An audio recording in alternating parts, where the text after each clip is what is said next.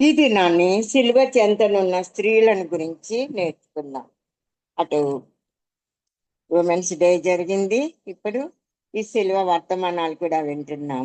రెండు కలిసి తీసుకోవాలని దేవుడు నాకు ఒక ఇచ్చాడు. ఎన్నో యేసు రక్తం గురించి చెప్దాం, యేసు సిలువలో పలికిన 7 మాటల గురించి చెప్దామని ఎన్నో ప్రిపేర్ అయ్యాను. కానీ ఉదయ సమయాన్నే దేవుడు నాకు ఈ వాక్యాన్నే చూపించాడు. సిలువ చెంతనున్న స్త్రీలు. గొలిగతాకు తన సిలువను మోస్తున్న యేసయ్యను మనోనేత్రాలతో మనం దర్శించుదాం. ఆ మార్గమంతా ముండ్లతో భీకరమైన రాళ్లతో నిండి యేసయ్య కాళ్ళను చీల్చుచూ ఉండగా, రక్తసిక్తమైన ఆయన పాదాలు ఎర్ర కలువల వలె భాసిస్తూ ఉన్నాయి. కొరడా దెబ్బలకు కమిలిన ఆ దేహం వెలువెలలాడుతుండగా, భారమైన సిలువ మోసే ఆయన వదకు తేబడిన గొర్రెపిల్ల వలె రక్తాభిషేక్తుడై రక్షణ కార్య పరిసమాప్తి కావింప వెళ్ళుచూ ఉన్నాడు. రామా సైనికుల అహంకారపు అదిలింపులు, కొరడా దెబ్బలు సహిస్తూనే యేసయ్యను వెంబడిస్తున్న జనులతో మహాజన సముద్రమే తరలి వస్తున్నట్లు ఉంది. ఆ కొండని చేరిన పిదప ఇరువైపులా ఇద్దరు నేరస్తుల మధ్య యేసు శిలువ, అట్టి శిలువ చెంత వేదనతో రోదనతో నిలువబడి ఉన్న స్త్రీలు అనేకులు. వారిని జ్ఞాపకం చేసుకుందాం. ఆయన తల్లి, ఆయన తల్లి సహోదరి, క్లోపా భార్య అయిన మరియా, మగ్ధలేని మరియయు యేసు సిలువనద్ద నిలుచుండిరి అని యోహాను సువార్త 19వ అధ్యాయము 25వ వచనంలో ఉంది. మరి మత్తయి సువార్త 27, 54, 55లో యేసుకు ఉపచారము చేయుచు వెంబడించిన అనేక మంది స్త్రీలు, వారిలో మగ్ధలేని మరియయు, యాకోబు, యోసే అని వారి తల్లి అయిన మరియయు, జబెదయి కుమారుల తల్లియు ఉండిరి అని మత్తయి సువార్తలో వ్రాయబడింది. అలాగే సువార్తికుడైన మార్కు కూడా వ్రాశాడు. ఎందరో స్త్రీలు యేసు సిలువని వెంబడించిన ప్రాముఖ్యంగా నలుగురినే పేర్కొన్నారు ఈ సువార్తికులు.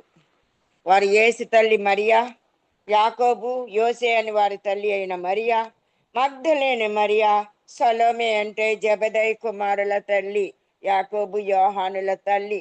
ఈ నలుగురినే సువార్తికులుగా పేర్కొన్నారు.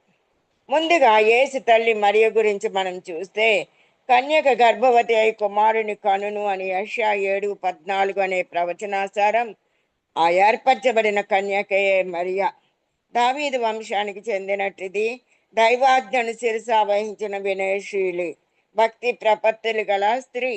పరిశుద్ధాత్మ వలన గర్భం ధరించి ఎన్నో నిందలు, అవహేళనలు, తిరస్కారాలకి, కష్ట నష్టాలకి వచ్చి వరపుత్రునిగా దైవ కుమారుని కనిన ధైర్యశాలి. పసిబాలునితో ఐగుప్తులో కొంతకాలం ప్రవాసి అయి నజరేతికి తిరిగి వచ్చిన సహనశీలి. భర్త యోసేపు అండతో మరి కుమారుని అల్లారు ముద్దుగా పెంచిన ప్రేమమయి. 12 సంవత్సరాల ప్రాయంలో యేసు దేవాలయంలో నిలిచిపోగా 3 దినాలు వెదికి వెదికి చివరికి ఆయనను పండిత ప్రకాండుల మధ్య వీక్షించి తరించిన ధన్యురాలు. కానా వివాహంలో కుమారుని అద్భుత శక్తిని బయలుపరచుటకు దేవుని చేత వాడబడింది. తన గర్భవాసాన ఉదయించనున్న ఈ కుమారుడే తన రక్షకుడని గ్రహించి ఆనంద సంకీర్తన గావించిన సంతోష భరిత తల్లి. తల్లి అట్టి తల్లి అయిన మరియా కుమారుని కఠిన శ్రమలు చూడలేక కన్నీరు మున్నీరుగా విలిపిస్తూ ఉంది. సిలువ చెంత నుండి ఒక్క అడిగైనా కదల్చక నిశ్చేష్టురాలై నిలవబడింది. మరి తనని చుట్టి ముద్దులాడిన ముఖమంతా రక్తమయం. మరి చేతులలో చీలలు దిగబడి ఉన్నాయి. తన చెంత నడియాడిన అపరంజి పాదాల్లో కఠినమైన మేకులు, కరుణా వాత్సల్యతలు పొంగి పొరలే ఆ కుమారుడి ఎదలో బల్లెపు పోటు.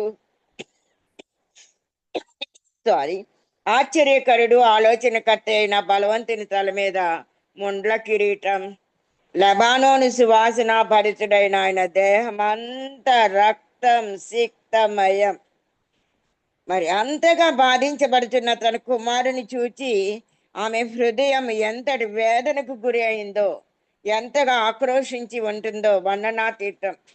కుమారుని సున్నతి సమయమున నీ హృదయంలో ఒక ఖడ్గం దూసుకొని పోవును అని లూకా 2:35లో సుమయాను యాజకుని మాటల అంతరార్థం ఇప్పుడు ఆమెకు తెలిసింది. ఇప్పుడు ఆ ఖడ్గం ఆమె గుండెల్లో దిగబడింది. అయినా ఎవరిని పల్లెత్తు మాట అనలేదు. మౌన ప్రేక్షకురాలుగా నిలవబడి రోదిస్తూ సిలువ చెంతనే నిలువబడి ఉంది. కుమారుడు తల్లిని చూచాడు, ఆదరణ కలిగించదలిచాడు. తనకు మారుగా యోహానును తల్లికి ఇచ్చాడు. తల్లి బాధ్యత యోహానుకు అప్పగించాడు. నిమిత్త మాతురాలిగా అట్లే నిలవబడి ఉంది ఆ కన్న తల్లి మరియా. ఆమెను ఎవరు ఓదార్చగలరు? ఆమె కన్నీరు ఎవరు తుడవగలరు? అందుకే ఆమె అంత బాధలోను కూడా స్థిరంగా నిలిచింది. రెండవదిగా క్లోపా భార్య అయిన మరియా. ఈమె మరియకు సహోదరి. యాకోబు యోసే అని వారి తల్లి. క్లోపా భార్య అన్నట్లోనే ఆమె ప్రత్యేకత గ్రహించగలం. ఈ క్లోప ఎవరంటే యేసు పునరుద్ధానమైన తర్వాత ఎమ్మాయి మార్గంలో ఆయనను ప్రత్యక్షంగా చూచిన ఇరువురిలో క్లోప ఒకడు. రెండవ వాడు క్లయోపా. కనుక క్లోప ఆయన భార్య మరియా గొప్ప విశ్వాసం గలవారని, యేసునందు భక్తి శ్రద్ధలు గలవారని మనకు తెలుస్తుంది. ఈమె కూడా తన సహోదరి అయిన మరియతో పాటు సిలువ చెంత నిలవబడి సోదరి దుఃఖంలో పాలు పంచుకున్నది. యేసు శ్రమల సహానుభవాన్ని పొందుకుంది. తల్లి మరియను వెన్నంటి ఉండి ఆమెకు దుఃఖోపశమనం కలిగించే మాటలు చెప్పి ధైర్యపరిచి ఉంటుంది. అంతేకాదు ఆమె పునరుద్ధాన నిరీక్షణ కలిగి ఉన్నదై మగ్దలేనేతో పాటు యేసు సమాధి వద్దకు కూడా వెళ్ళింది ఈ క్లోప భార్య అయిన మరియా. పునరుద్ధాండైన ప్రభువుని దర్శించి ఆయన మాటలు ప్రత్యక్షంగా విని ఆయన మాట ప్రకారం పునరుద్ధాన సువార్తను ప్రకటించిన స్త్రీలలో ఒకరిగా నిలిచింది ఈ క్లోప భార్య అయిన మరియా. మూడవదిగా మరి జెబెదయి కుమారుల తల్లి గురించి చదివిన తర్వాత విన్న తర్వాత అప్పుడు ప్రాముఖ్యమైన అంశమైన పునరుద్ధాన మొట్టమొదటి ప్రథమ పునరుద్ధాన దర్శనం పొందిన మగ్దలేనే మరియ గురించి నేర్చుకుందాం. మూడవదిగా జెబెదయి కుమారుల తల్లి. ఆమె సలోమి, జెబెదయి యొక్క భార్య, యాకోబు యోహానుల తల్లి. మంచి తల్లి, మంచి భార్య, మంచి కుటుంబీకురాలు. అంతేకాకుండా యేసు తల్లి మరియకు సోదరి అని కూడా అంటారు. ఏమైనా ఆమె గొప్ప ప్రార్థనా పరురాలు. కుమారులను దైవ శిక్షణలో పెంచింది. వినయవంతులుగా తీర్చిదిద్దింది. ప్రేమ, త్యాగము, గుణము గల స్త్రీగా కుమారులకు అవియే లక్షణాలు నేర్పింది. యోహాను రచనల్లో అంతా దైవ ప్రేమనే గమనించగలము. ఆమె దేవుని యందు భయభక్తులు కలిగిన స్త్రీ, భక్తి శ్రద్ధలు కలిగిన స్త్రీ, యేసునందు విశ్వాసం పెంపొందించుకున్న స్త్రీ. ఆమెలోని మరొక శ్రేష్ఠ గుణము వినయము. ఇవన్నీ మన మన హృదయంలో ఉన్నాయా అని మనల్ని మనం పరిశీలించుకుంటానికే ఈ వాక్యాలు చెప్తూ ఉన్నాను. తాను మరియకు సోదరి అయినా, యేసుకు బంధువురాలైనా ఆయన యొద్దకు వెళ్ళి నమస్కారం చేసి కుమారులను గురించి విజ్ఞాపన చేస్తుంది. ఏమని? మత్తయి 20వ అధ్యాయము 20-22 వరకు చూస్తే కుమారులను యేసు రాజ్యములో ఆయన కుడి ఎడమలు కూర్చుండే అర్హత కోరింది. ఆమె గల నిరీక్షణ, కుమారుల పట్ల ఆమె ప్రేమ గొప్పది. యేసుని రాజాది రాజుగా, ప్రభువుల ప్రభువుగా గుర్తించినందుననే ఆమె అట్టి మనవి చేసింది. ఈ సలోమి ఇప్పుడు సిలువ చెంత నిలవబడింది. యేసు శ్రమల సహానుభవాన్ని పొందుతుంది. సలోమి అంటే సమాధానం. సిలువపై ఉన్న మన యేసయ్య సమాధానకర్త. కనుక ఆ సమాధానాన్ని, ఆ శాంతిని పొందుటకై సిలువను ఆశ్రయించింది సలోమి. సిలువ చేత ఆకర్షించబడింది. ఆమె కుమారుడు, తన ప్రియ శిష్యుడైన యోహానును యేసు తన తల్లి అయిన మరియకు అప్పగించినా ఆమె మాట్లాడకుండా త్యాగశీలిగా నిలవబడింది. యేసు సమాధి వద్దకు వెళ్ళిన పునరుద్ధాన నిరీక్షణాస్పద సలోమి, దేవుని శక్తిని ఆశ్రయించిన స్త్రీ. ప్రియమైన బిడ్డ, ఇంకా ఇతర స్త్రీలు అనేకులు సిలువను వెంబడించినట్లు సువార్తికులు పేర్కొన్నారు, కానీ వారిలో నువ్వు నేను ఉన్నామా? ఆనాడు లేము కానీ ఈనాడు సిలువను వెంబడించగలుగుతూ ఉన్నామా? యేసు సిలువ శ్రమల అనుభవము నీకు పొందుకున్నావా? సిలువచే ఆకర్షించబడ్డావా? సిలువ యొద్ద ఎంత పాపికైనా పశ్చాత్తాపంతో సిలువ క్షమ లభిస్తుందని నమ్ముతూ ఉన్నావా? ప్రతి వాడు తన సిలువనెత్తుకొని నన్ను వెంబడించుడి అంటున్నాడు యేసు ప్రభు. వెంబడించని వాడు నాకు పాత్రుడు కాడు అంటున్నాడు. సిలువని మోసి లోకాన్ని తలక్రిందులు చేసే తరుణం ఆసన్నమైంది. ప్రభు రాకడ నేడో రేపో చెప్పలేము కనుక మనం కాడిని మనం ఎత్తుకొని ఆయన సిలువ చెంతకే ప్రయాణించాలి. సిలువ నీడలోనే సేద తీర్చాలి. సిలువ రక్తంతోనే మన కలుషాలు కడుక్కోవాలి. ఎందుకనగా యేసు సిలువ మనకు శక్తినిస్తుంది, శిష్యత్వానికి అర్హతనిస్తుంది, త్యాగ గుణం నేర్పుతుంది, ప్రేమను పంచుతుంది, విధేయత నేర్పుతుంది, పరమ తండ్రితో సహవాసం సమాధానాన్ని కలిగిస్తుంది. పరలోకానికి నిచ్చెన సిలువ. పరలోకానికి నిచ్చెన సిలువ. మన పాపాలు మనకి దేవునికి అడ్డుగా నిలిచాయి. అదే సిలువలోని అడ్డు కొయ్య. అందుకే యేసయ్య సమాధానకర్తగా మనలను తండ్రితో సమాధానపరచడానికి ఆయన సిలువలో ప్రాణం అర్పించాడు. యేసు తన మరణం ద్వారా మనకి తండ్రికి అడ్డుగా వస్తున్న పాపాలను కొట్టివేశాడు. నిలువ కొయ్య, నిన్ను ఎంతగా ప్రేమించి తిని అంటూ సిలువపై 2 చేతులు చాపి మరణించాడు మన యేసయ్య.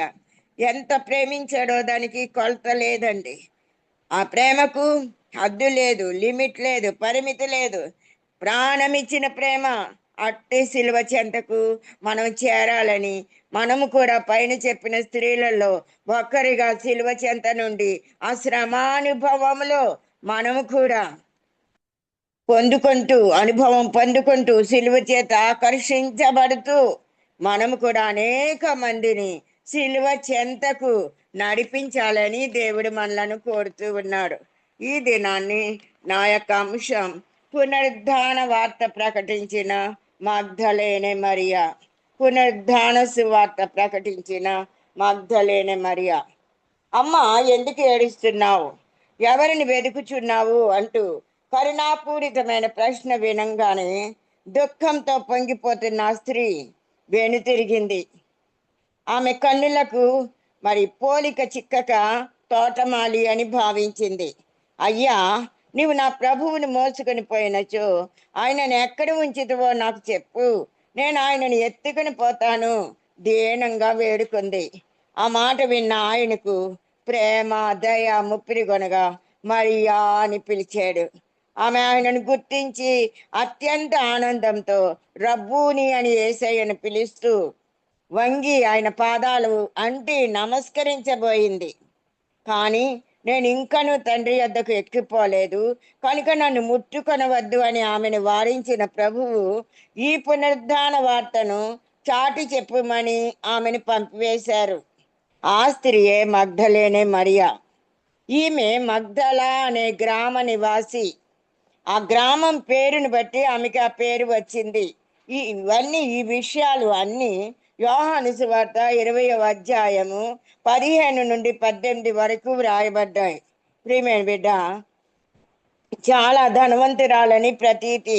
మగ్దలా అనబడే గ్రామం ఎక్కడుందంటే ఈ పరిశుద్ధ ఇశ్రాయేలు దేశంలో గలిలయ సముద్రానికి పడమరగా ఉంది. తిబెరయ పట్టణం 3 మైళ్ళ దూరంలో ఉంది. తిబెరయ పట్టణానికి 3 మైళ్ళ దూరంలో ఉంది. పునరుద్ధాన మహిమ శరీరుడైన యేసు స్వామిని ప్రత్యక్షంగా చూడగలిగిన ఆమె కన్నులలో ఎన్ని ఆనంద బాష్పాలు రాలినవో. ఆయనతో ముఖాముఖిగా మాట్లాడిన ఆమె జీవితం ఎంతో ధన్యకరమైంది. పరిశుద్ధ గ్రంథంలో నుంచి ఆమెను గురించి మనము కొన్ని విషయాలు నేర్చుకుందాం. మొట్టమొదటిగా విముక్తి నొందిన స్త్రీ. విముక్తి నొందిన స్త్రీ. దేని నుంచి ఆమె విడుదల పొందింది నేర్చుకుందాం. మార్కు 16:9, లూకా 8:2. మార్కు 16:9, లూకా 8:2. యేసయ్య ఆమెలో నుండి 7 దయ్యాలు వెడలగొట్టారు. అనగా 7 దయ్యాల పేర్లు చెప్తున్నాను. ఆమెలో ఉన్న దురాలోచనలు, జారత్వం, కామ వికారం, చెడుతనం, అహంభావం, మత్సరం, విషయలోలత్వం మొదలైన సప్త వ్యసనాలతో కూడిన సప్త సాతానులు ఆమెను పట్టాయి. ఆయన చెంతకు ఆమె చేరగానే ఆ దురాత్మలన్నీ పారిపోయాయి. ఆమెలో తిష్టి వేసిన అన్ని పాపాలు ఆయన దేవుని పరిశుద్ధత మందు ఆగ్రంథనలతో విడిచి వెళ్ళాయి. ప్రభు అయిన యేసుతో అట్టి స్వస్థతను, రక్షణను అందుకున్న ఆమె ఆ సాతానుల నుండి విముక్తి పొంది ప్రభువు బిడ్డగా పవిత్ర జీవితం సాగిస్తుంది. నేటి మన పరిస్థితిని ఒక్కసారి పరిశీలించుకుందాం. మనలో కూడా సప్త సాతానులే కాదు, 7 సాతానులే కాదు, శాన దయ్యాలు ఉంటాయి. చాలా మందిలో శాన దయ్యాలు.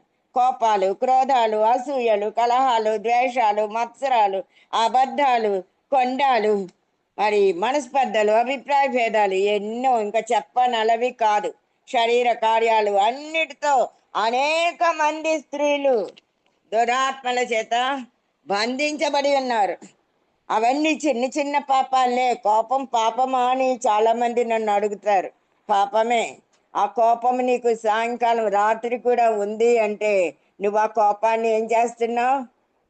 సాతానికి అవకాశం ఇచ్చి ఆ కోపం ద్వారా సాతాన్ని నీకు హృదయంలోనికి ఆహ్వానిస్తున్నావు. రా ప్రియమైన బిడ్డ, నీకు ఉదయం కోపం వచ్చిందనుకో, నువ్వు మరి సూర్యోదయం వచ్చినప్పుడు నీకు వచ్చిందనుకో, సూర్యాస్తమయంలోగానే నువ్వు వాళ్ళతో సమాధాన పడిపోవాలి, కోపాన్ని తొలగించుకోవాలి, క్షమాపణ వేడుకోవాలి. అప్పుడే నీకు రక్షణానందం కలిగి ఉంటావు. మరి మనము ఎన్నోసార్లు కోపపడుతూ ఉంటున్నాం. ఎంతగానో మనస్పర్ధలు, ఎంతగానో కుటుంబాలలో అభిప్రాయ భేదాలు, ఎంతగానో మరి ఒకరినొకరు ద్వేషించుకుంటాం.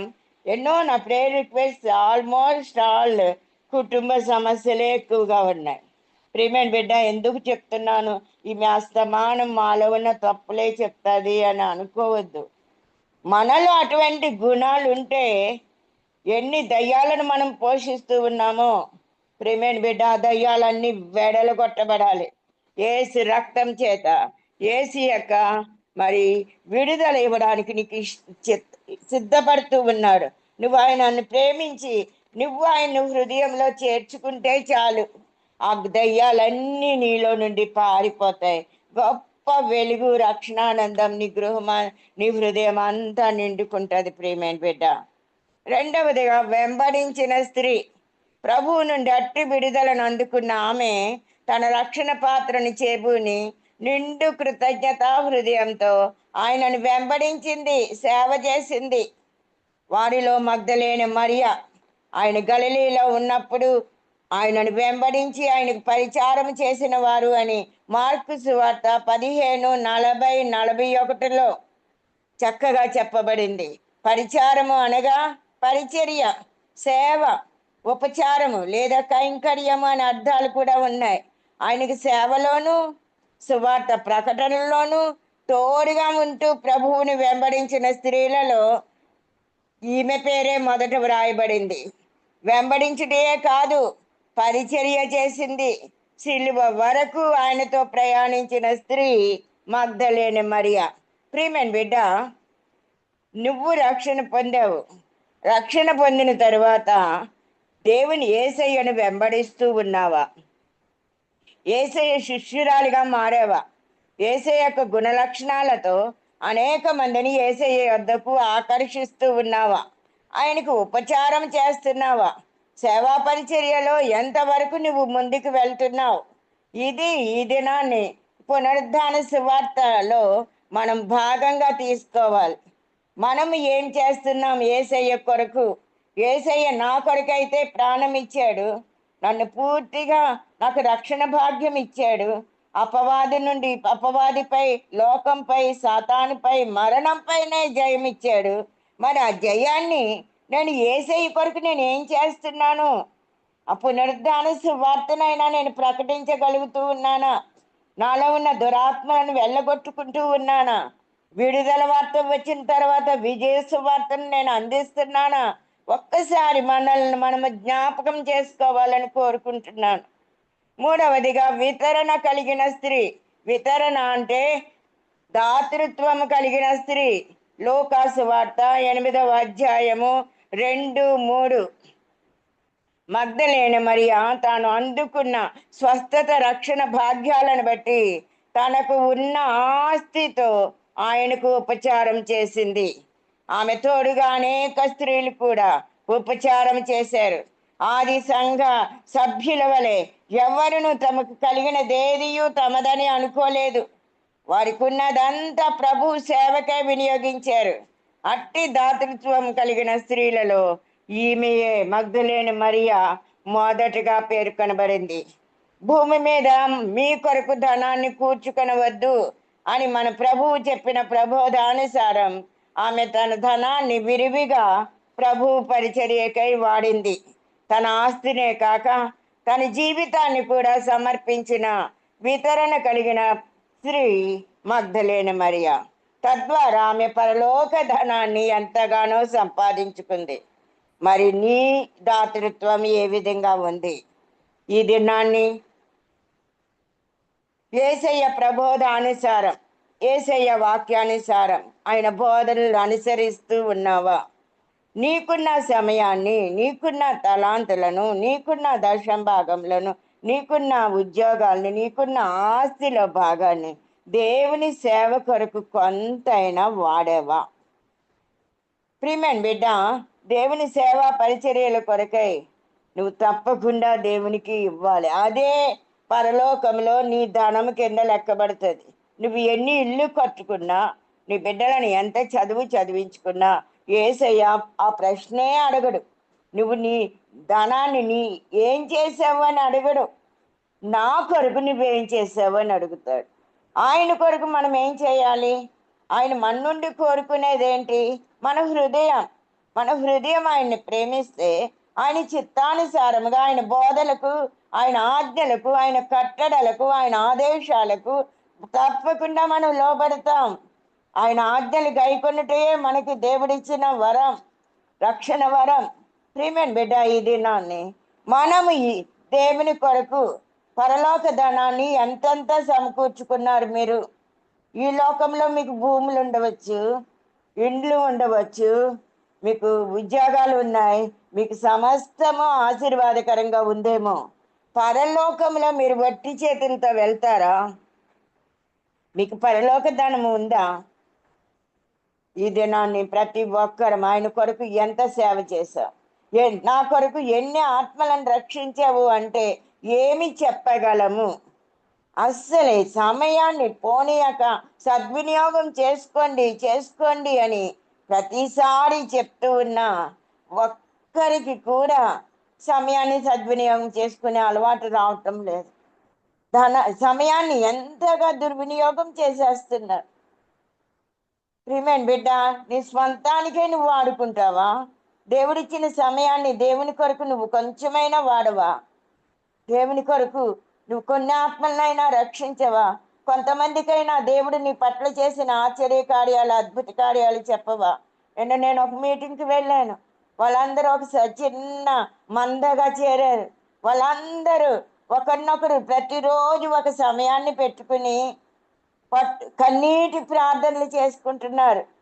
ఒకరి భారాలను ఒకరు భరించుకుంటున్నారు, ఒకరినొకరు ప్రేమించుకుంటున్నారు, ఒకరికంటే ఒకరు యోగ్యులను ఎంచుకుని ఏక మనసుతో, ఏక భావంతో మరి వారందరూ ప్రార్థన చేసుకుంటుంటే నాకు చాలా సంతోషం అనిపించింది. అవును, దేవుడు కార్యాలు చేస్తున్నాడు. మన హృదయాల్లో కూడా కార్యాలు జరిగించాలి.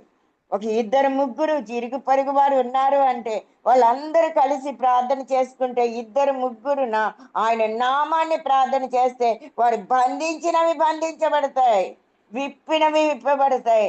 దేశ క్షేమము, నీ కుటుంబ క్షేమము నీ ప్రార్థన మీదే ఆధారపడి ఉందని చెప్పడానికి ఎంతగానో సంతోషిస్తున్నాను. ప్రియమైన బిడ్డ, ఈ ధనాన్ని కూడా, సమయాన్నే కాదు, నీ ధనాన్ని కూడా దేవుని కొరకు ఎంత వాడుతున్నావో అది లెక్కలోనికి వస్తుంది. పరలోక ధనాన్ని నువ్వు కూర్చుకుంటున్నావా? ఎప్పుడు ఈమె ఇవ్వడం గురించే చెప్తుంది అంటే, నువ్వు ఇచ్చేదానివైతే నీకు పరలోకంలో గొప్ప ధనము, పరలోకంలో మంచి నివాసంలో నువ్వు ఉంటావు. నువ్వు ఏమీ లేకుండా, నువ్వు దేవునికి నీ సమయాన్ని, నీ తలాంతులు, నీ శక్తి సామర్థ్యాలు, నీ జీవితం ఏమీ ఇవ్వకుండా ఉంటే నువ్వు నరకానికే వెళ్తావని చెప్పడానికి బాధపడుతూ ఉన్నాను. 4వదిగా వెనుదీయని స్త్రీ. ప్రభు అయిన యేసు రక్తసిక్త దేహంతో సిలువ మోయుచు గొల్గొతా మార్గాన్ని పయనిస్తూ ఉన్నాడు. రోమా సైనికులు వికటాట్టహాసాలతో, కరకు కొరడాలతో ఆయన దేహాన్ని చీల్చుచూ ఉన్నాయి. ఆయన దేహంపై పడుచున్న ప్రతి దెబ్బను తాను అనుభవిస్తూ ఆయన సిలువ చెంతనే నిలిచింది.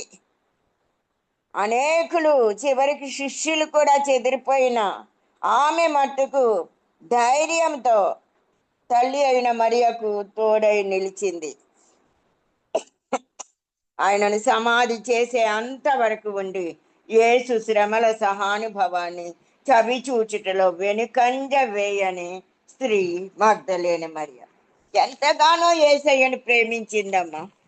యేసయ్యను ఎంతగా ప్రేమించింది అంటే మనం చెప్పలేము. ఎట్లా అంటే ఆయన అంత బాధపడుతుంటే తనకి ఆ బాధలన్నీ కలిగినట్లు భావించి ఆమె కూడా రోధించింది, ఆమె కూడా ఏడ్చింది. ఆమె సిలువ చెంతనే మరియకు, తల్లి అయిన మరియ దగ్గరే నిలుచుని ఉంది, తోడై నిలిచింది. ప్రియమైన బిడ్డ, నువ్వు ఇతరుల శ్రమానుభవాల్లో యేసు శ్రమల సహానుభవాన్ని చవిచూచుటలో ఆ దినాల్లో ఆమె యేసయ్య ప్రక్కనే అంటే సిలువ చెంతనే ఉంది. మనము ఇతరుల యొక్క శ్రమలను చూచి మన యొక్క స్పందన ఏ విధంగా ఉంది అని మన హృదయాలు ఇతరుల యొక్క బాధల్లో, ఇతరుల యొక్క దుఃఖాలలో యేసయ్య ప్రేమను చూపుతూ ఉన్నామా?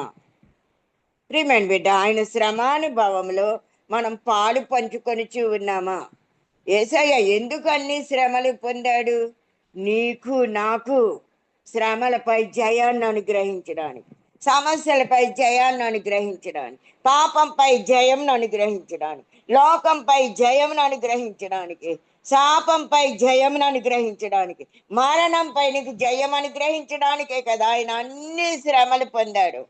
మరి అన్ని శ్రమలు పొందిన యేసయ్య యొక్క శ్రమానుభవంలో నువ్వు ఇతరుల శ్రమలలో ఎంతవరకు నువ్వు పాలు పంపులు పొందుచూ ఉన్నావు? నీ పొరుగు వారు ఎంతో బాధపడుతూ ఉండగా చూసి చూడనట్లు ఊరుకుంటున్నావా? అది క్రైస్తవ్యం కానే కాదు, అది క్రైస్తవులకు తగదు. వాడు ఎటువంటి వారైనా సరే శ్రమల్లో ఉన్నప్పుడు నీవు చేయగలిగిన సహాయం ఉంటే తప్పకుండా చేయాలి. మేలు చేయుటకు త్వరపడండి, కీడు చేయటానికి దూరంగా పారిపోండి. యేసయ్య ప్రేమను చూపుటలో త్వరపడండి, పరుగులెత్తండి. యేసయ్య ప్రేమను చూపి యేసయ్య దగ్గరకు అనేక మందిని తీసుకుని రావాల్సిన ఆవశ్యకత మన ప్రతి ఒక్క స్త్రీపై ఉందని చెప్పడానికి సంతోషిస్తున్నాను. ప్రియమైన బిడ్డ, ఆమె వెనుదీయలేదు. నువ్వు కూడా ఏ శ్రమలకు, ఏ కష్టాలకు నువ్వు వెనుదీయనవసరం లేదు. యేసు ముందుకే సాగిపోవాలి. క్రీస్తు యేసు వైపే చూస్తూ, నీ శ్రమల వైపు చూడొద్దు, నీ అలల వైపు నీ పరిస్థితుల వైపు చూడొద్దు. ఒక్క యేసయ్య వైపు చూడు. ఎందుకంటే ఆయన నువ్వు పొందిన శ్రమలన్నీ ఆయన ముందుగానే భరించాడు. ఆ శ్రమల గుండానే ఆయన వెళ్ళాడు, ఆ శ్రమలను జయించాడు. పునరుద్ధాన శక్తితో ఆయన నేటికి నీ సజీవుడిగా ఉన్నాడు కనుక ఆయన ఒక్కడు మాత్రమే నీ శ్రమలను తొలగించగల దేవుడు. ఆయన ఒక్కడు మాత్రమే నీ శ్రమలలో సహాయం చేయగల దేవుడు. ఏ శత్రువు, ఏ మనిషి, ఏ మానవుడు నీకు సహాయం చేయలేడు. యేసయ్య రోదన చేసి రోదన ధ్వని, ఆయన రోదన గెత్సేమనే తోటలో ఆయన రోదన ధ్వని ఆ గిన్నెను చూచినప్పుడంట ఆయన గిన్నెలో, ఆయన జీవితం అనే గిన్నెలో ఏమి కనిపిస్తూ ఉన్నాయి? కొరడా దెబ్బలు, ప్రియమైన బిడ్డ 39 కొరడా దెబ్బలు, 2 మేకులు, మొండ్ల కిరీటం. ప్రియమైన బిడ్డ, ఇవన్నీ నేను భరించగలనా? ఒక మానవుడిగా 100% మానవుడిగా ఈ లోకంలో 33.5 సంవత్సరాలు జీవించిన దేవుడు, సంచరించిన దేవుడు ఆ గిన్నెని చూచి, తన జీవితంలో తాను పొందబోవు శ్రమలను చూచి ఎంతగానో, నీ చిత్తమైతే, నీకిష్టమైతే ఈ గిన్నెను తొలగించు, లేదా నా ఇష్టము కాదు, నీ చిత్తమే జరగాలి అని మరి చెమటే రక్తపు బిందువులు అగునట్లుగా ఆయన వేడుకున్నాడు. ప్రియమైన బిడ్డ, మనకు కూడా శ్రమలు వస్తాయి. ఈ లోకంలో దేవుని బిడ్డలకు లోకంలో శ్రమ కలుగుతుంది. కానీ మన దేవుడు లోకంలో ఉన్నవాని కంటే గొప్పవాడు. నీ శ్రమలలో విజయం దయచేస్తాడు. నీ శ్రమలలో నీకు కిరీటాన్ని దయచేస్తాడు. నీ శ్రమలలో ఆయన వలె మార్చుకుంటాడు. నీ శ్రమలలో ఆయన గుణగణాలు నీకు నేర్పుతాడు. ఈ శ్రమలలోనే యేసయ్య యొక్క రూపం నీలో వచ్చినట్లుగా ఆయన చేస్తాడు. ప్రియమైన బిడ్డ, ఎప్పుడు యేసయ్య రూపం నీలో కనబడిందో ఆయన అగ్నిని ఆపివేస్తాడు. ప్రియమైన బిడ్డ, ఈ దినాన్ని నువ్వు వెనుదీయని స్త్రీగా ఉన్నావా? ధైర్యం కలిగిన స్త్రీగా ఉన్నావా? దాతృత్వము కలిగిన స్త్రీగా ఉన్నావా? నువ్వు దేవుని సేవను ప్రోత్సహించే బిడ్డగా ఉన్నావా? వెంబడించిన ఆయనను వెంబడించే శిష్యురాలిగా నువ్వు ఉన్నావా? మరి ఇది నాన్న దేవుడు విముక్తి నొందిన స్త్రీగా ఉన్నావా? నువ్వు ముందుగా పాపాల నుండి విడుదల పొందాలి, దురాత్మల నుండి విడుదల పొందాలి. ఆయనను సంపూర్ణ రక్షణతో మనను వెంబడించాలి, ఆయనను వెంబడించాలి. మూడవదిగా దాతృత్వం కలిగి బీదలకు ఇయ్యాలి, దీనులకు చేయి చాపాలి, దరిద్రులకు చేయి చాపాలి. ముఖ్యంగా దేవుని సేవకు నువ్వు ఉపయోగపడాలి. నువ్వే ఒక సేవకురాలుగా, ఒక అభిషిక్తురాలుగా, ప్రార్థనాపరురాలుగా, విశ్వాసురాలుగా నువ్వు ఉండాలి. రక్షణ పొందిన నేను రక్షణతో సరిపెట్టుకోవద్దు. ప్రియమైన బిడ్డ, రక్షణ పొందిన తర్వాత నీ రక్షణను అనేకులకు తెలిపి ఇతరులను కూడా రక్షణ మార్గంలో నడిపించే బాధ్యత నీ మీదే దేవుడు పెట్టాడు. నాలుగవదిగా వెనుదీయని స్త్రీ ఎటువంటి సమస్యలు వచ్చినా ప్రాణానికైనా తెగించి నన్ను చంపేస్తారు అని శిష్యుల వలె భయపడి పారిపోలేదు, కానీ అక్కడే నిలబడి యేసు శ్రమానుభవం అంతటిని భరిస్తూ ఉంది. నా ఐదవదిగా విస్మయం పొందిన స్త్రీ, మార్కు 16:1-8. సమాధి నుండి బయటకు వచ్చారు, విస్మయం నుండి వణుకుచూ వెళ్ళారు. ఎందుకు ఈ విస్మయము అంటే, ఎందుకు ఈ వణుకు? మన కారణాలు మనకు తెలుసు. వారి స్త్రీలు, వారు అబలులు, మగ్ధలేని మరియ నాయకత్వంలో అంతా కలిసి సుగంధ ద్రవ్యాలు కొన్నారు. సమాధి వద్దకు వెళ్తున్నారు. మన కొరకు రాయి ఎవరు పొల్లిస్తారు అని సందేహించారు. అయినా సబలులుగా పనిని తామే నిర్వహించి సమకట్టారు. కానీ ఆశ్చర్యకరంగా రాయి దొరిలింపబడి ఉన్నది. అది మొట్టమొదటిగా వారికి విస్మయం కలిగించింది. రెండవదిగా సుగంధ ద్రవ్యాలు పూయటానికి సమాధిలోనికి దిగారు. యేసయ్య దేహం కనబడలేదు, కానీ తెల్లని అంగీ ధరించిన దేవదూత దర్శనమిచ్చాడు. అరే, యేసయ్య ఎంత త్వరగా లేచాడా అనే ఒక విస్మయం. దైవ కార్యాలన్నీ ఆశ్చర్యకరాలే. అసలే అది చీకటి సమయం, అది సమాధుల తోట. ఆయనను ఎదుర్కొందామని అక్కడికి వెళ్తే యేసయ్య ప్లేస్లో ఎవరు కనిపిస్తున్నారు? దేవదూత ప్రత్యక్షమైంది. అందుకే వారికి ఆశ్చర్యం కలిగింది, భయం కలిగింది. ఇంకా విస్మయం కలిగించే విషయం ఏమిటంటే, ఆ దూత వీరితో మాట్లాడుతున్నాడు. ఏమని మాట్లాడుతున్నాడు? భయపడకుడి, కలవరపడకుడి, సిలువ వేయబడిన నజరేయుడైన యేసుని మీరు వెతుకుచూ ఉన్నారు. ఆయన ఇక్కడ లేడు, ఆయన లేచి ఉన్నాడు. ఇది నాన్న ప్రియమైన బిడ్డ, నువ్వు కూడా యేసయ్యను ఎక్కడ వెతుకుతూ ఉన్నావు? నీ శ్రమలలో, నీ కష్టములలో, నీ నష్టములలో, నీ భారములలో, నీ దుఃఖములలో, నీ ఇరుకుల్లో, నీ ఇబ్బందుల్లో, నీ యొక్క అస్వస్థతల్లో, నీ యొక్క బలహీనతల్లో యేసయ్యను ఎక్కడ వెతుకుతున్నావు? ఇంకా సమాధిలోనే వెతుకుతున్నావా? ఆయన సమాధిలో లేడు ప్రియమైన బిడ్డ, ఆయన లేచి ఉన్నాడు. ఆయన నీలోనే నివసిస్తూ ఉన్నాడు. నీకు ఇమ్మానుయేలు దేవుడిగా ఉన్నాడు. నీకు ఎబెనెజర్ దేవుడిగా నీకు సహాయం చేయడానికి నీతోనే ఉన్నాడు. ఎక్కడికి వెతుకుతున్నావు యేసయ్యను? ప్రియమైన బిడ్డ, ఈ దినాన్ని యేసయ్యను నీలోనే వెతుక్కో. యేసయ్య నా హృదయంలోనికి రా, నా హృదయంలో ఉన్న దురాత్మలన్నిటినీ తొలగించు, నీకు విరోధమైన కార్యాలన్నీ నా జీవితంలో నుండి తీసివేయి. నా జీవితంలో మీరు ఉండాలి ప్రభువా, నా హృదయంలో మీరు నివాసం చేయాలి నాయన. నా సమస్యలన్నిటినీ నువ్వే తొలగించాలి అని ప్రార్థన చేయి. యేసయ్యే నీ హృదయంలోనే ఉంటే, యేసయ్య నీ ధోనిలోనే ఉంటే నీకు క్షేమము, నీకు ఆశీర్వాదకరము, నీకు దీవెన ఎలుగెత్తి ఒక్కసారి మర్రబెట్టగానే యేసయ్య నేను ఉన్నానని పిలిచి నీ అవసరతలన్నీ తీరుస్తాడు. క్రీస్తు యేసు మహిమలో ఆయన ప్రతి అవసరతను తీర్చే దేవుడు, నీ కన్నీటిని తుడిచిన దేవుడు, నిన్ను ప్రేమించే దేవుడు, నిన్ను కనపరిచే దేవుడు, నిన్ను లేవనెత్తే దేవుడు, నిన్ను పరిశుద్ధపరిచే దేవుడు. నీ పాపాల కొరకై పశ్చాత్తాపడి దేవుని సన్నిధిలో మారు మనసు, రక్షణ, పశ్చాత్తాప అనుభవాలు పొందిన తర్వాత నువ్వు యేసయ్యను నీ హృదయంలో నివసించడానికి అర్హమైనదిగా నీ హృదయాన్ని మార్చుకోవాలి. నీ హృదయంలో ఏ శరీర కార్యము ఉండడానికి వీల్లేదు. దేవునికి విరోధమైనది ఏది, ఏ తలంపు కూడా నీ హృదయంలో ఉండడానికి వీల్లేదు. నీ హృదయంలో నుండి జీవధారలే బయలుదేరాలి. ప్రియమైన బిడ్డ, ఇది నాని దేవుడు మనతో మాట్లాడుతూ ఉన్నాడు. విస్మయం ఉందారు, నువ్వు కూడా విస్మయం అందుకు ఉన్నావా? నిజము ప్రియమైన బిడ్డలారా, నేను కూడా విస్మయం ఉందాను. 2017లో ఆఖరి గడియల్లో నేను ఉంటూ ఉండగా అందరూ డాక్టర్లు చనిపోతుంది అని చెప్తుండగా ప్లేట్లెట్ కౌంట్ పూర్తిగా తగ్గిపోయింది. హై బీపీ, హై షుగర్, భయంకరమైన పరిస్థితి. కానీ ఆ రోజు గుడ్ ఫ్రైడే ఆ యేసయ్య సిలువలో పలికిన 7 మాటలను ధ్యానించుకుంటూ ఉన్నాను.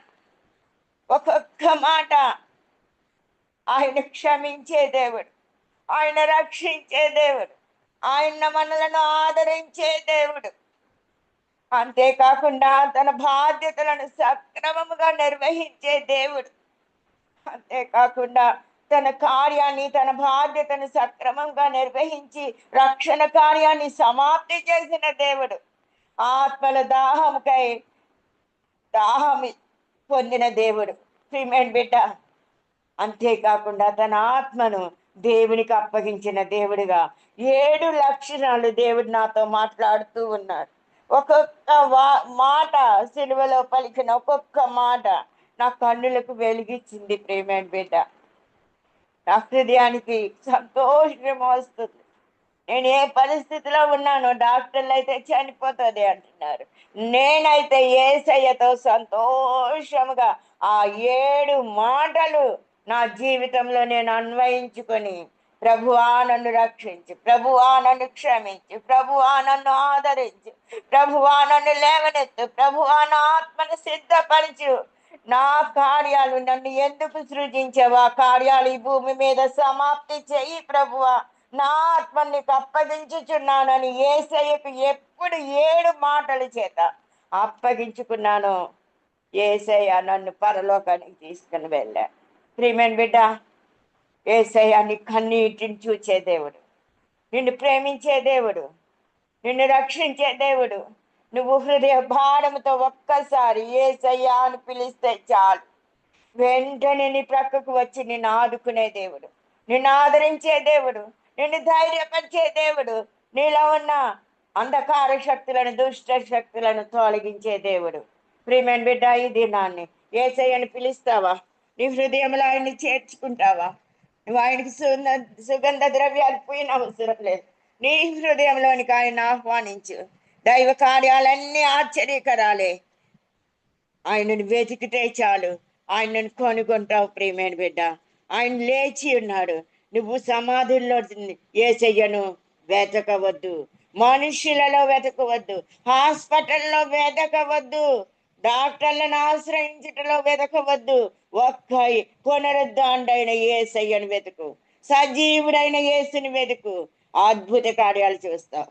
వింతైన కార్యాలు చూస్తావు, స్వస్థత కార్యాలు చూస్తావు, విడుదల కార్యాలు చూస్తావు, విజయవంతమైన కార్యాలు చూస్తావు. ప్రియమైన బిడ్డ, చాలా మంది ఇంకను యేసయ్యను సమాధుల్లోనే వెతుకుతూ ఉన్నారు, చీకటిలోనే వెతుకుతూ ఉన్నారు. యేసయ్య నీకు వెలుగుగా ఉంటే నువ్వెందుకు ఇంకా లోకంలో యేసయ్యను వెతుకుతూ ఉన్నావు? నీలో ఉన్నవాడే లోకంలో ఉన్నవాని కంటే గొప్పవాడు. నీ బలహీనతలు యందు ఆయన బలాన్ని పరిపూర్ణం చేస్తాడు. నీ శక్తిహీనతలు యందు ఆయన శక్తిని పరిపూర్ణం చేసే యేసయ్య నీలోనే ఉన్నాడని చెప్పడానికి సంతోషిస్తున్నాను. ఆయన లేచి ఉన్నాడు, ఇక్కడ లేడు. మీరు వెళ్ళి ఆయన నీకంటే ముందుగా గలిలయకు వెళ్ళిచున్నాడని ఆయన మీతో చెప్పినట్టు అక్కడ మీరు ఆయనను చూతురనియు శిష్యులతోనూ పేతులతోనూ చెప్పుడని ఎవరికి ఆజ్ఞ ఇచ్చాడమ్మా? మగ్దలేని మరియకు ఆజ్ఞ ఇచ్చాడు. ప్రియమైన బిడ్డ, ఆశ్చర్యానందాలతో విస్మయం పొందింది. ఘోర పాపినైన నాకు ఇంత తేజోమయుని పరిశుద్ధ దర్శనమా? ప్రభువు లేచాడు అని ఎంతగానో సంతోషించింది, కనిపెట్టింది, వెతుకుతూ ఉంది. చివరికి ఆమె అన్వేషణ ఫలించింది. ఆరవదిగా విజిత మరణిని వీక్షించిన ప్రప్రథమురాలు ఆ స్త్రీ. ఆదివారం తెల్లవారినప్పుడు యేసు లేచి తాను 7 దయ్యాలను వెళ్ళగొట్టిన మగ్దలేని మరియకు మొదట కనబడ్డాడు. మార్కు 16:9. ఎంతో దేవుని యొక్క బిడ్డ మగ్దలేనే దేవుని యొక్క ప్రేమని చూరగొన్నది. మరణపు ముళ్ళు విరిచిన ప్రభువు మరణాన్ని జయించి తిరిగి సజీవుడిగా లేచాడు.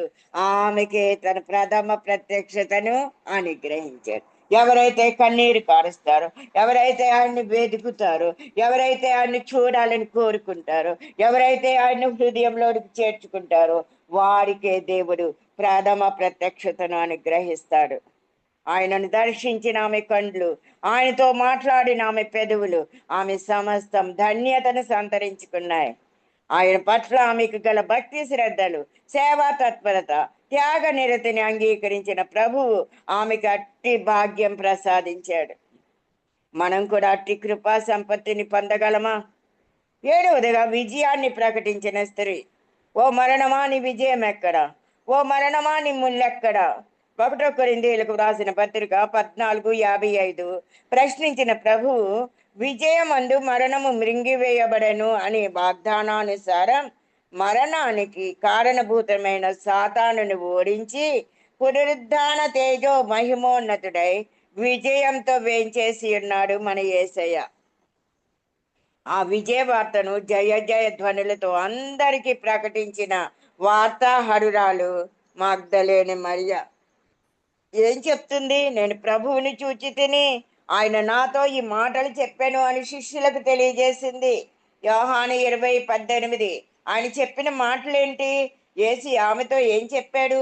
నేను ఇంకనూ తండ్రి యొద్దకు ఎక్కిపోలేదు కనుక నన్ను ముట్టుకొనవద్దు, అయితే నా సహోదరుల యొద్దకు ఎక్కిపోవచ్చున్నానని వారితో చెప్పు అనే ఆజ్ఞానుసారమే ఆమె యేసయ్య పునరుద్ధాన సశరీరుడిగా లేచినని ఆయన విజయాన్ని ప్రకటించింది. సువార్తికురాలిగా వాసికెక్కింది.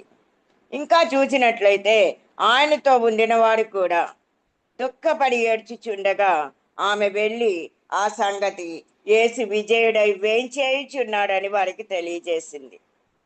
మరొక ధన్యకరమైన విషయం చూస్తే ఆమె ప్రభువుని సుగంధ ద్రవ్యాలతో ఎదుర్కొనబోగా ప్రభు అయిన యేసుక్రీస్తు వారే ఆమెను ఎదుర్కొని శుభము అని దీవించాడు. నువ్వు వెతికితే చాలు, ఆయన కనుగొంటావు, ఆయన జీవాన్ని కనుగొంటావు, ఆయన కటాక్షాన్ని పొందుకుంటావు, ఆయన శుభాలు నువ్వు పొందుకుంటావు. ప్రియమైన బిడ్డ, ఆమె ఎప్పుడు ఏడుస్తుందో వెంటనే యేసే అక్కడ నిలిచిపోయాడు. మరియా అని పిలుస్తూ ఉన్నాడు. ఆమె దుఃఖాన్ని, ఆమె ఏడుపుని చూచి, ఆమె వెతుకుతూ ఉండగా చూచి, ఆమె యొక్క మనసుని చూచి ఎంతగానో ప్రేమగల ప్రభువు ఆగిపోయి మరియా అని పిలుస్తూ ఉన్నాడు.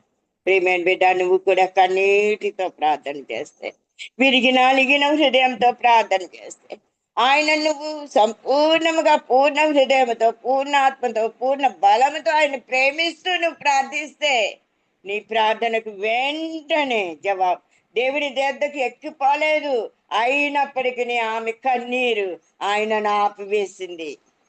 నిన్ను కూడా ఆయన నీ కన్నీరు యేసయ్యను నిన్ను దాటిపోనివ్వదు. ప్రియమైన బిడ్డ, గురుడ్డివారు నన్ను దాటిపోవద్దు, దావీదు కుమారుడా నన్ను కరుణించము కరుణించమని కేకలు వేస్తే అందరూ ఊరుకుండమంటున్నారు. కానీ యేసయ్య కేక విని నిలిచిపోయాడు. అక్కడే ఆగిపోయి రప్పించుకొని నేను నీకేమి చేయకూర్చున్నానని అడిగి తనకి కళ్ళను ముట్టిన దేవుడు.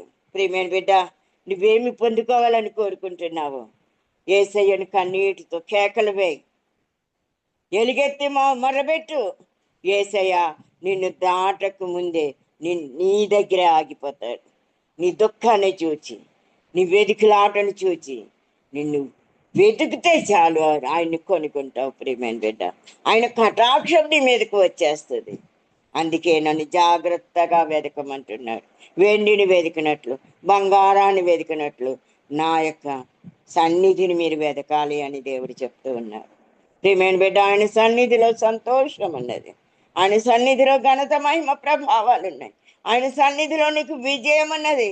నీకు పునరుద్ధాన విజయం, పునరుద్ధాన ఆనందం, పునరుద్ధాన సంతోషం, పునరుద్ధాన కార్యాలు, విజయవంతమైన కార్యాలు, శత్రుపై జయం, లోకంపై జయం, పరిస్థితులపై జయం ఓన్లీ పునరుద్ధానంలోనే ఉంది, యేసయ్యలోనే ఉన్నాయి.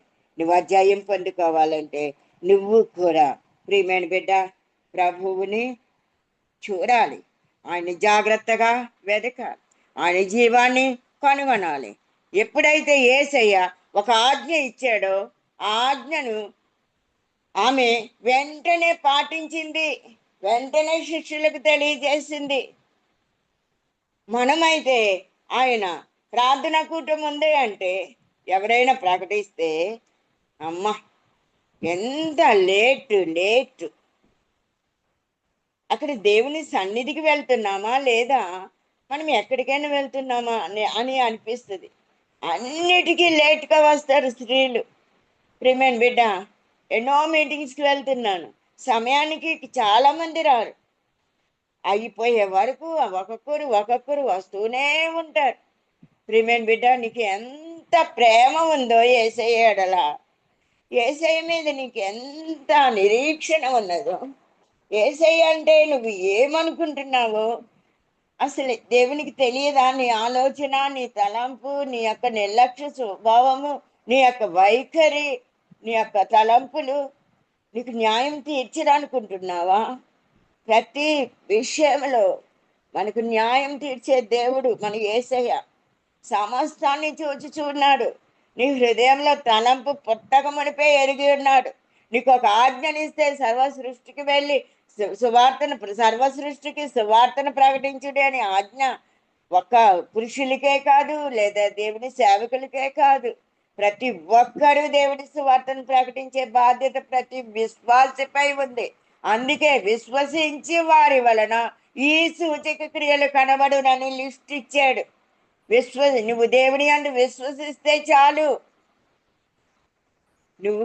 నీవు దేవుడు నీ పట్ల చేసిన కార్యాలను నువ్వు అనేకులకు తెలియచేయాలి. ఆయన ఉపకారాలను తెలియచేయాలి, ఆయన మహిమపరచాలి, ఆయనకు సాక్షిగా నువ్వు ఉండాలి అని ప్రతి ఒక్కరికి బాధ్యత దేవుని బిడ్డలకు. అసలే నోరు తెరవటం లేదు చాలా మంది, అసలే సమయానికే మీటింగులకి రావటం లేదు. దేవుని సన్నిధి అంటే ఎంతో నిర్లక్ష్యం. అదే వారి ఉద్యోగాలకైతే ముందుగా వెళ్ళిపోతారు. ఆదివారం చర్చికి మాత్రం ఎంత లేటుగా వస్తారు. ప్రియమైన బిడ్డ, ఎవని క్రియలు చెప్పిన వానికి ప్రతిఫలం ఇచ్చే దేవుడు ఉన్నాడు. నువ్వు పునరుద్ధాండైన దేవుణ్ణి తక్కువగా చూస్తున్నావేమో. నా పునరుద్ధాండైన దేవుడు ప్రతి ఒక్కరి ఆలోచనలు ఎరిగిన దేవుడు. ప్రతి ఒక్కరి నడతను, ప్రతి ఒక్కరి ప్రవర్తనను స్థిరపరిచేవాడు ఆయనే. నువ్వు దేవునికి దూరంగా వెళ్ళొద్దు, దేవునికి సమీపంగా రా.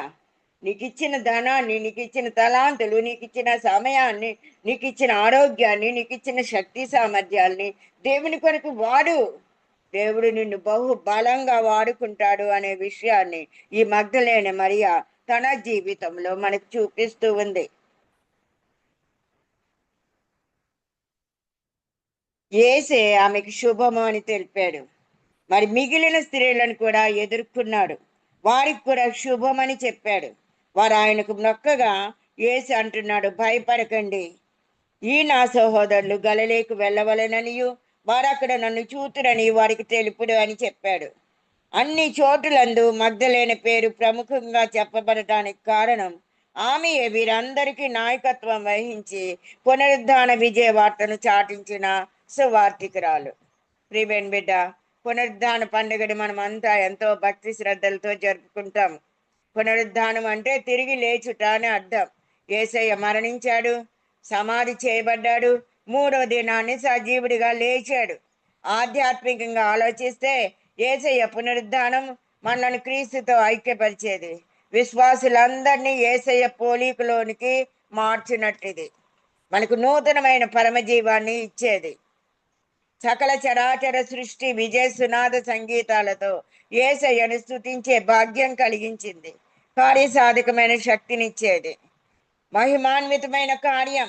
మానవ పాపశాపాలన్నీ ప్రక్షాళనం గావించి ఆయన ప్రత్యక్షతను అందించింది పునరుద్ధాన పండుగ. అట్టి మహిమాన్విత స్వరూపుడైన యేసయ్యను, ఆయన ప్రత్యక్షతను కన్నులారా దర్శించి ప్రకటించిన ప్రథమురాలు మగ్ధలేనే. కాబట్టి ఆయన మనకు కూడా తన ప్రత్యక్షతను అనుగ్రహించడానికి సిద్ధంగా ఉన్నాడు. పాపమనే మృతనిద్ర నుండి, సాతాను బంధకాల నుండి ఆయన సహాయంతో విడుదల నుండి, ఆయన సేవకై ఆస్తిని జీవితాన్ని సమర్పించి ఆయనను వెంబడించి శ్రమల సహానుభవాన్ని చవి చూడాలి. భక్తి, ప్రేమ, విశ్వాసులతో కూడిన రక్షణ పాత్రను చేబూని ప్రభువుకి సాక్షిగా నువ్వు కూడా నిలవాలి. మరి యేసయ్య పునరుద్ధానుడైన పిదప సమాధి, మరి ఆ సమాధి ఖాళీగా లేదు, కానీ ఆయన మహిమతో తేజోవంతమైందంట. మనం కూడా అట్టి తేజస్సు శక్తితో మనం నింపబడాలి అంటే మన హృదయంలో ఉన్న సప్త సాతానులు, శాన దయ్యాల నుండి విముక్తి పొందాలి. మనలను కూడా దేవుడు సజీవ సాధనాలుగా దేవుడు మార్చుకుంటాడు. మరో చిన్న విషయం ఇక్కడ జ్ఞాపకం చేసుకోవాలి. మగ్ధలేనే అంటుంది, యేసయ్యను ఎక్కడ పెట్టారో చెప్పండి, నేను యేసయ్యను ఎత్తుకుని పోవుదును అని పలికింది. అది ఆమెకి సాధ్యమా అని ప్రశ్నించుకుంటే సాధ్యం కావచ్చు కూడా. ఎందుకంటే ఆమె ఎప్పుడైతే యేసయ్యను దర్శించిందో పునరుద్ధానుడైన ఆయన శక్తి ఆమెలో ప్రవేశించింది. అట్టి శక్తిని నేడు మనం పొందుకుందాం. ఏ శక్తి అంటే ఆయన తన భుజాలపై సిలువను మోసాడు. మనం ఆయన నుండి శక్తిని పొంది సిలువ సువార్తను, పునరుద్ధాన విజయ సువార్తను మన భుజ స్కంధాలపై మోసి ప్రకటించుటయే ఆయనను ఎత్తుకొని పోవుట. మనం సిద్ధంగా ఉన్నామా? ఆయన పునరుద్ధాన సందేశాన్ని ఎంతమందికి చెప్తూ ఉన్నాము? ఆయన పునరుద్ధాన జీవాన్ని ఎంతమందిలో ప్రవహింపజేస్తూ ఉన్నాము? అయ్యో, సువార్త ప్రకటించకపోతే నాకు శ్రమ అంటున్నాడు పౌలు భక్తుడు. పరిశుద్ధాత్మ వలన శక్తి నొంది సర్వ సృష్టికి సువార్త ప్రకటించమని ఆజ్ఞ ఇచ్చి ఆరోహణమైపోయాడు మన ప్రభువు. మనము కూడా సువార్తను ప్రకటించుదాం. ప్రభువు యొక్క సువార్త ప్రకటన అనే పాడిని మన భుజాల మీద వేసి ప్రభువుని ఎత్తుకుందాం. పునరుద్ధాన వార్తను, యేసయ్య శుభవార్తను ప్రకటించడానికి సంసిద్ధులు అవుదాం. ప్రభు మనకందరికీ పునరుద్ధాన ఆశీస్సులు అందించి అట్టి శక్తిని ప్రసాదించాలని వేడుకుందాం. ప్రభువు మగ్ధలేని వలె మనకు కూడా తన ప్రత్యక్షతను అనుగ్రహించి ఆశీర్వదించాలని కోరుతూ ఉన్నాను. మరి నా గొంతుకు బాగోలేదు, కానీ ఒక సిలువ పాట పాడి దేవుణ్ణి మహిమపరచాలని కోరుతున్నాను. యెషయా 53వ అధ్యాయంలో ఆయన ఏ విధంగా మారిపోయాడంటే రూపం లేనివాడుగా మారిపోయాడు. మన అతిక్రమ క్రియలకై గాయపరచబడ్డాడు. ఆయన గొర్రె వలె బదులేమీ పలుకలేదు. దూషించి వాళ్ళను కూడా దీవించాడు, క్షమించాడు. మరి ఆయన కొట్టబడ్డాడు, ఎంతగానో ఆఖరి బొట్టు వరకు రక్తము చిందించాడు. 53వ అధ్యాయం యెషయా ఏ విధంగా ప్రవచించాడో ఆ విధంగా ఆయన శిలువపై పడిన శ్రమలను 23 53 యెషయా గ్రంథం 53వ అధ్యాయం చూస్తే అదంతా ఒక పాటగా ఒక భక్తుడు దానిని వ్రాసాడు. అది చాలా మనుషుల హృదయాలను కలిచివేస్తుంది.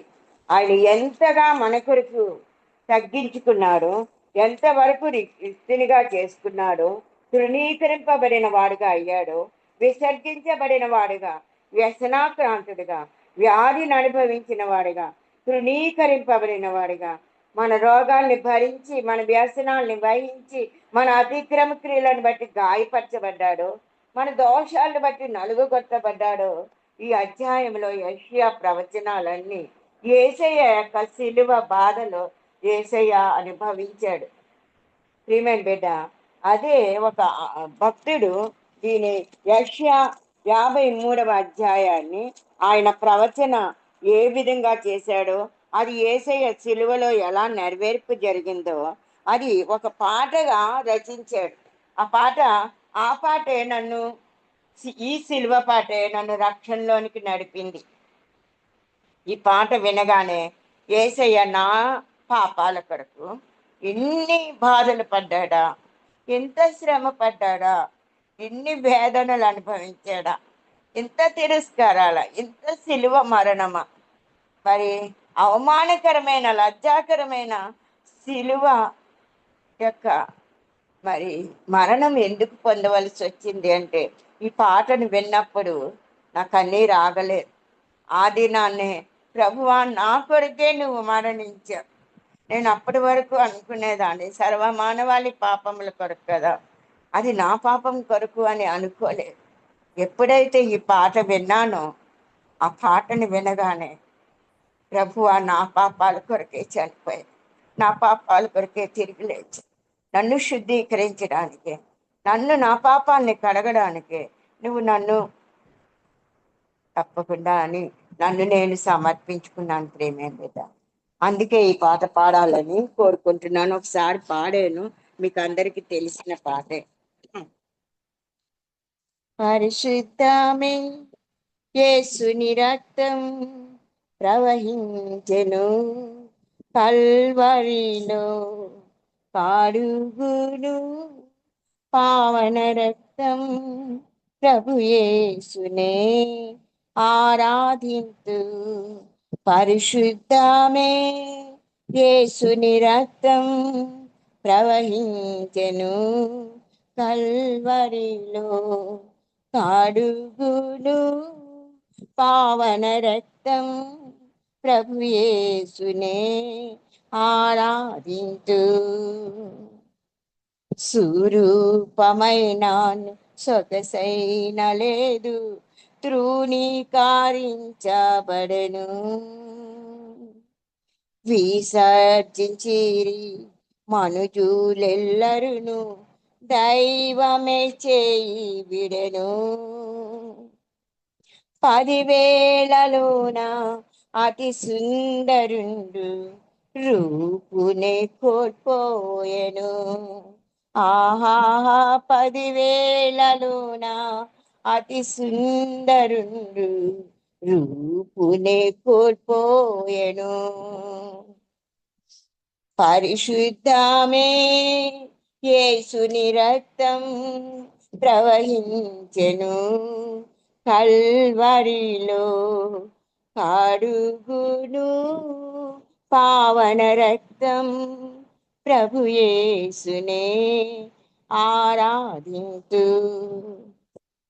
వ్యసనాక్రాంతుడుగా, వ్యాధిగ్రస్తునిగా కనిపించే నా ప్రియుడు,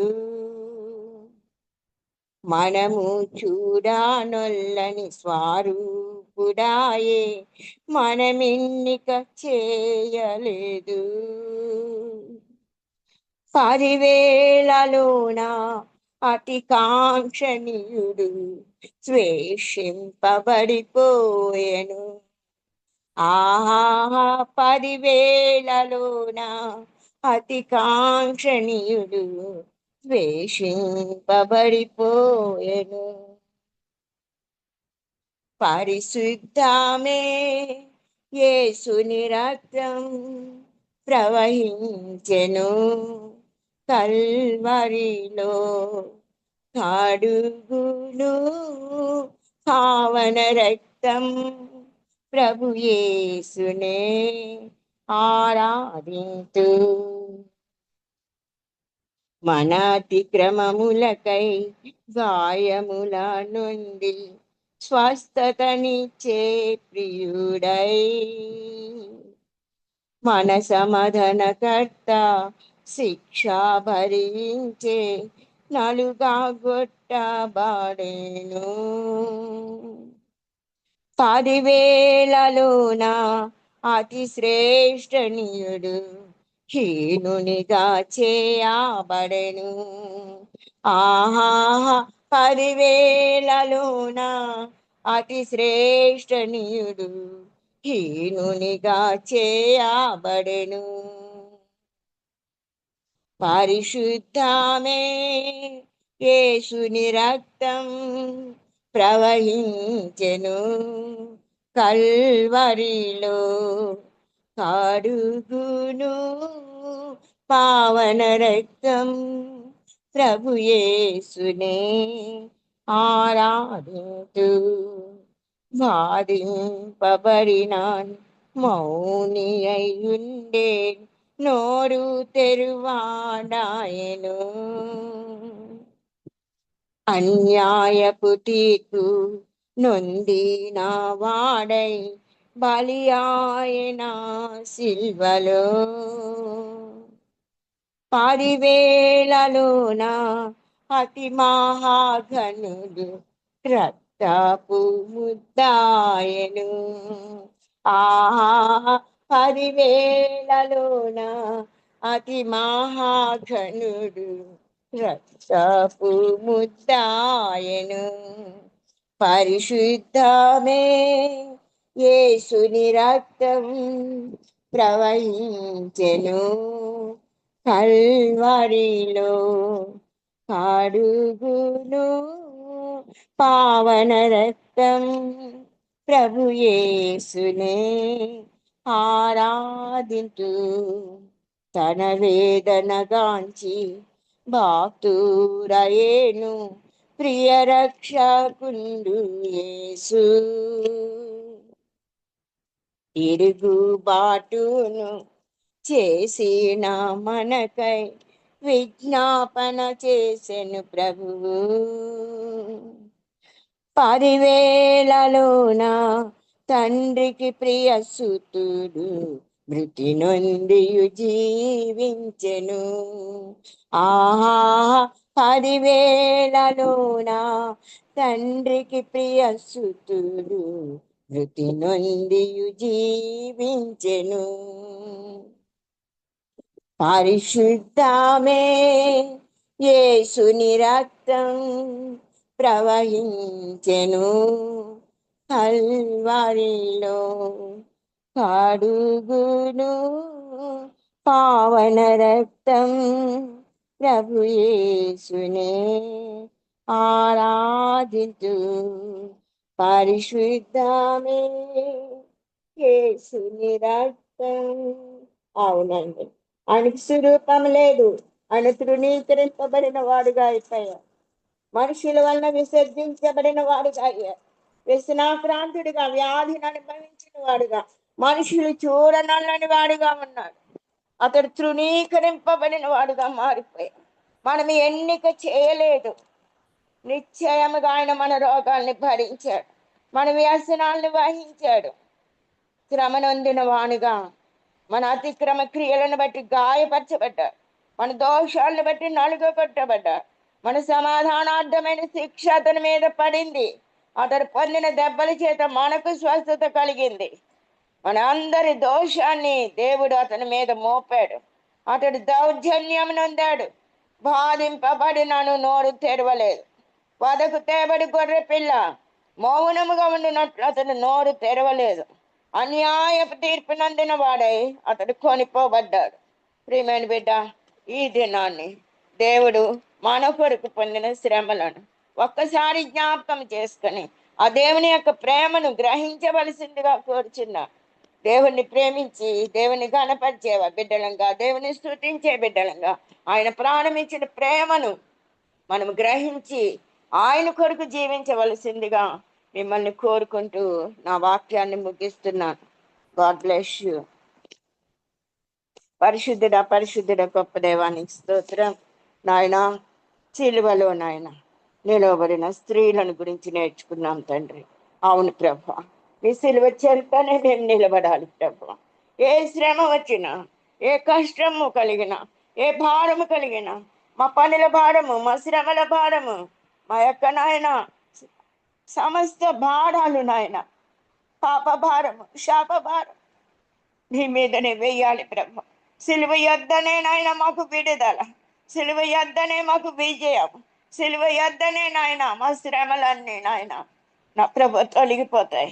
కలువరి సిలువలోనే నాయన అవరాలాడుతున్న యేసయ్య, నువ్వే మమ్మల్ని క్షమించావు, మమ్మల్ని ప్రేమించావు, మమ్మల్ని నడిపిస్తూ ఉన్నావు, మమ్మల్ని లేవనెత్తుచూ ఉన్నావు. నీ పునరుద్ధాన శక్తితో మమ్మల్ని నింపుతున్నావు. అనేకులు ఈ దినాన్ని చూడాలనుకున్నారు, చూడలేకపోయారు.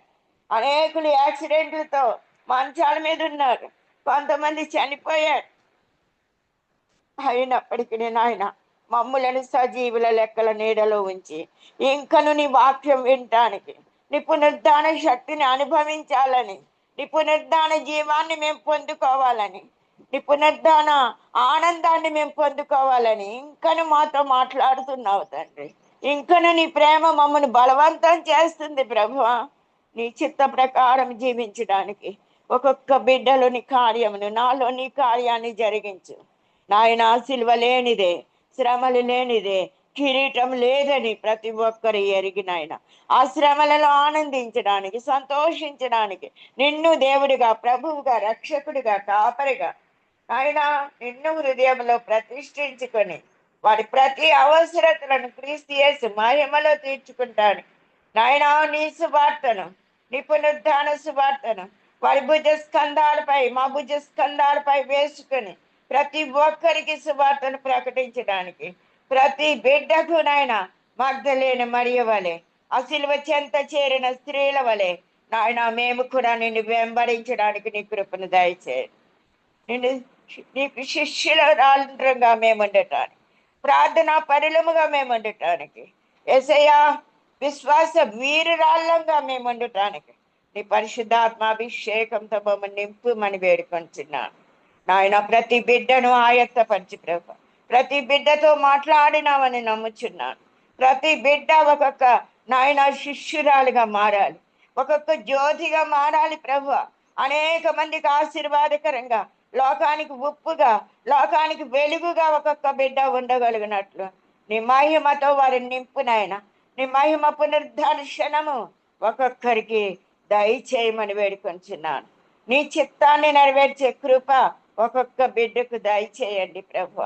నీ నామానికే మహిమ, ఘనత, ప్రభావం కలిగినట్లు యేసయ్యా ప్రతి బిడ్డను నిశ్చయముగా ఆశీర్వదించి వారి సరిహద్దులను విశాలపరచు, వారి కుడి హస్తాలు తోడుగా ఉంచుమని వేడుకొంచున్నాను. వారి కుటుంబాలలో రక్షణ కార్యాలు నాయన, విజయవంతమైన ఆశీర్వాదాలు వర్షం వారిపై కుమ్మరించి ప్రభువ.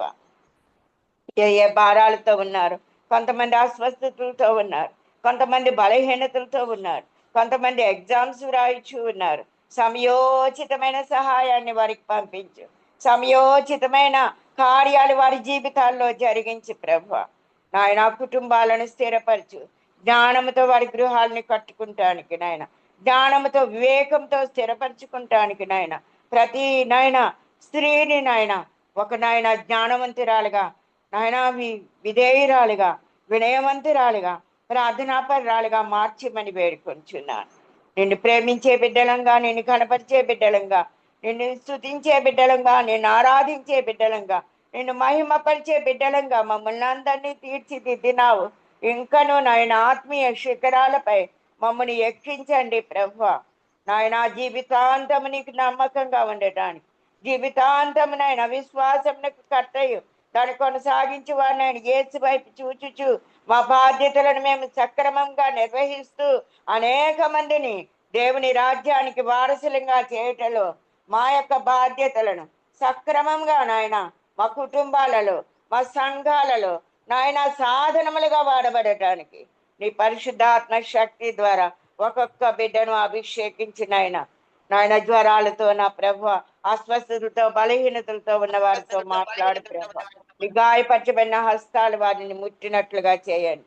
ఈ దిన ప్రయాణంలో నీ కృపను అనుగ్రహించి మరలా మేము చేరి వరకు నీ కాపుదలని, భద్రతని, క్షేమంను దయచేయమని యేసు నామాన్ని అతి వినయంతో వేడుకొంచున్నాం తండ్రి. ఆమేన్.